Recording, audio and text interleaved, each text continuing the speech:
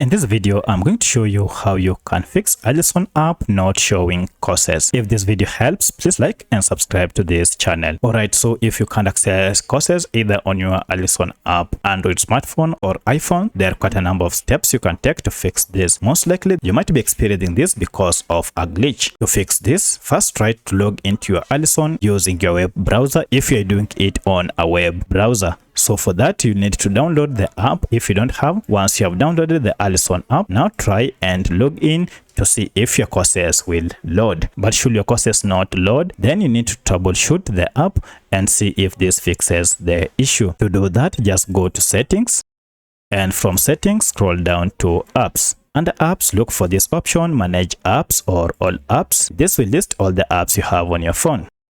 From the list, look for Alison, and then here go to force stop and OK, and finally go to clear data and clear cache, OK, and then clear all data. Restart your smartphone now and go back to your app to see if it works. But should this fail, then most likely you might be using a VPN. If you're using any VPN app or any recently installed security app, uninstall it, remove it completely from your smartphone to see if this fixes your app. Once you are done, now you should be able to access this either through an app or even a web browser. But should this not work, then check and then see if you have any update. That is, if you had Alison app installed on your phone sometimes back, you might be having the latest version that is not supported on your end. Update your app to the latest version to see if this fixes. However, should this not work, then most likely Alison Online Learning platform might have experienced an internal server error. For that, you'll need to wait after some few minutes, try to log into your account, and now everything should be up and running without any issue. So let me know which of this was able to fix your problem. Should you have another question, please comment below. Otherwise, let's meet in the next video.